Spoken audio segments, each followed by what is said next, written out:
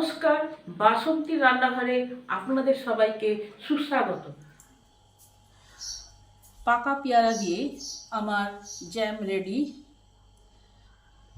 দারুণ সুন্দর হয়েছে, একদম দোকানের মতন। এইভাবে যদি বানানো যায় তাহলে দোকানের জ্যাম কিনতে যাওয়া ভুলেই যাবেন।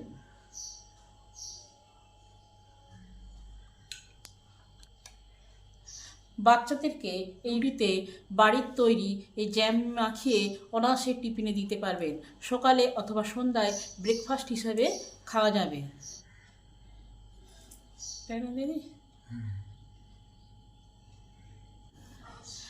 পাকা পেয়ারাগুলো না ফেলে দিয়ে এইভাবে যদি অল্প সময় ব্যয় করে জ্যাম বানানো যায় তাহলে অনেক পয়সা সুরাহা হয়।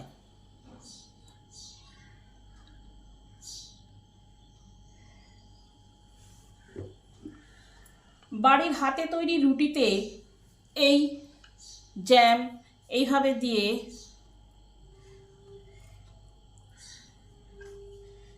রোল করে বাচ্চাদেরকে টিফিন হিসাবে অনায়াসেই টিফিন কৌটোতে ভরে দেওয়া যাবে।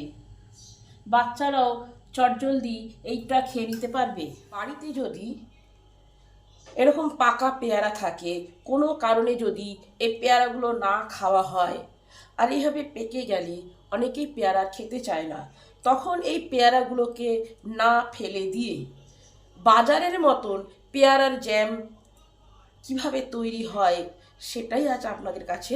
পেয়ারার জ্যাম বানানোর জন্য যে উপকরণগুলি লাগবে সেগুলি হলো 1 কিলো পেয়ারা, বাড়িতে কিছু আঙুর পড়েছিল, এইগুলো কেউ খাচ্ছে না, অনেকদিন পড়ে আছে, তাই এই আঙুরটাও নিয়ে নিয়েছি। 2টো লেবু নিয়েছি, এই লেবুর রসটা এই জ্যামে দিলে টেস্টটা একটু খেতে সুন্দর হবে। 1 কিলো পেয়ারা আছে, তাই চিনিও 1 কিলো লাগবে। আপনারা যেরকম মিষ্টি খাবেন সেরকম চিনি দেবেন, বেশি খেলে বেশি দেবেন আর কম খেলে কম দেবেন। এবার পেয়ারাগুলোকে আমি টুকরো টুকরো করে কেটে ফেলবো।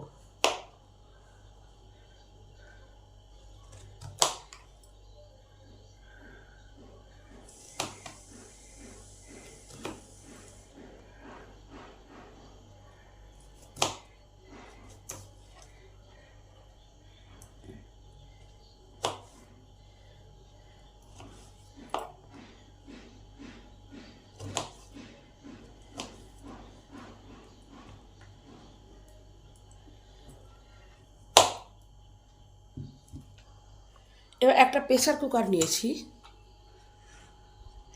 এই কুকারের মধ্যে কাটা পেয়ারাগুলো দিয়ে দেবো।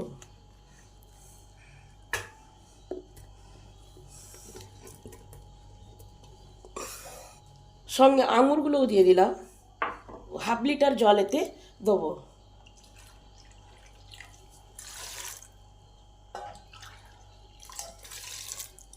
আরও খানিকটা দিয়ে দিই। এবার 2টো সিটি দিয়ে পেয়ারাগুলোকে সেদ্ধ করে নেব। একটা হাই হিটে দেবো আর একটা সিমে রেখে দেবো।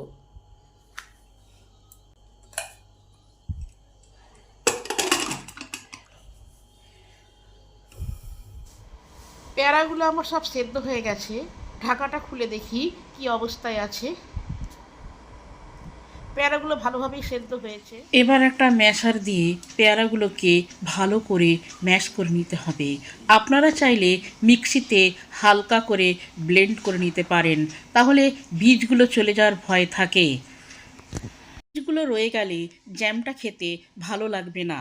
ম্যাশ করার পরে এই প্রেসারেতে আরও 1 লিটার জল অ্যাড করতে হবে। এবার একটা ছাঁকনি নিয়েছি, এই ছাঁকনিতে পেয়ারার পাল্পটা বার করে নেব আর বীজগুলোকে বাদ দিয়ে দেবো।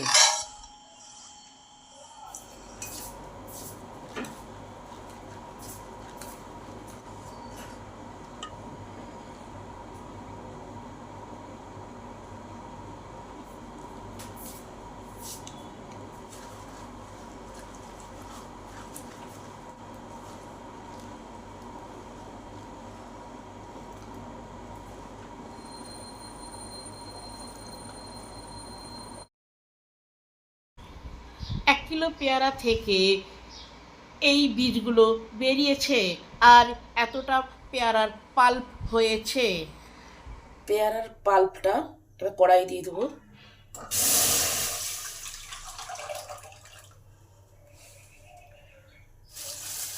তার সঙ্গে চিনি 1 কেজি, এটাও ঢেলে দিলাম।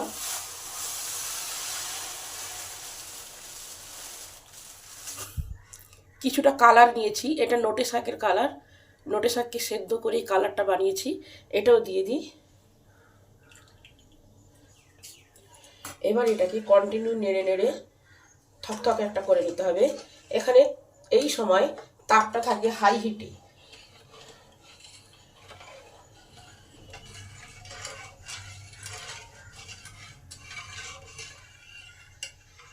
হাফ কাপ জলেতে 2 চামচ কর্নফ্লাওয়ারটা গুলে এই জলের সঙ্গে অ্যাড করব,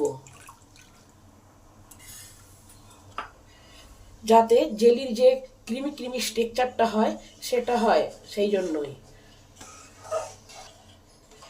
আমি কর্নফ্লাওয়ার গুলেছি। আপনারা চাইলে অ্যারারুট বা ময়দা যে কোনো একটা দিতে পারেন। এবার 2টো লেবু নিয়েছি, এই লেবুর রসগুলো এতে দিয়ে দেবো। তার আগে একটু লেবু লেবু গন্ধ আনার জন্য এই লেবুর যে স্কিনটা এটাকে গ্রেটারে করে গ্রেট করে দিয়ে দেবো। হালকা করে হাতে গ্রেটারে গ্রেট করতে হবে, যাতে একটা লেবু লেবু সুগন্ধ আসে। জাস্ট আঁশটা দিতে হবে, বেশি ঘষা চলবে না।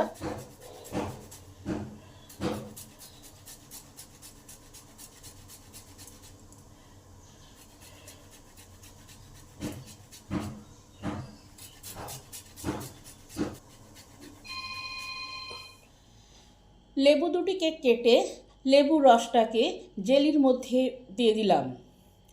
বীজগুলোকে বাদ দিলাম, একটা দুটো যদি বীজ রয়ে যায় সেইগুলোকেও বেছে ফেলে দিলাম।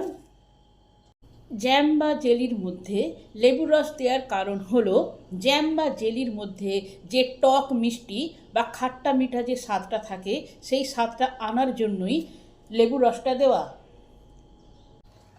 লেবুর রসটাকে পুরো জেলিটার মধ্যে ভালো করে মিশিয়ে দিলাম। পরিমাণ মতো নুন দিলাম। এই জ্যাম বা জেলিটাকে দীর্ঘদিন সংরক্ষণ করার জন্য এই জেলিতে আমি 2 ছিপি ভিনিগার যোগ করলাম। ভিনিগারটাকে পুরো জ্যামের মধ্যে ভালো করে মিলিয়ে দিলাম।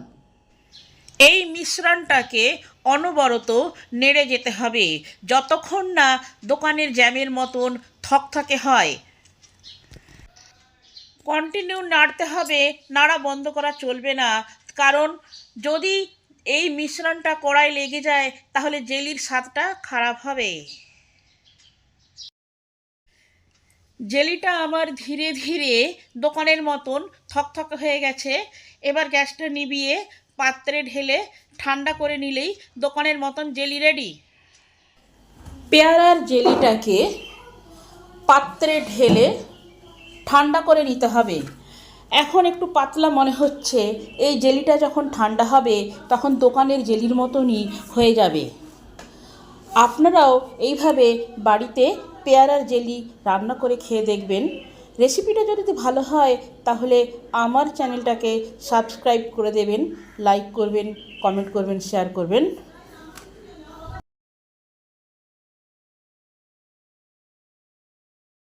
জ্যামগুলো ঠান্ডা হয়ে গেছে, এবার ঢাকা খুলে দেখি কি অবস্থায় আছে। দোকানের জেলির মতন সুন্দর জেলি আমার রেডি হয়ে গেল। ভিডিওটা দেখার জন্য অসংখ্য ধন্যবাদ।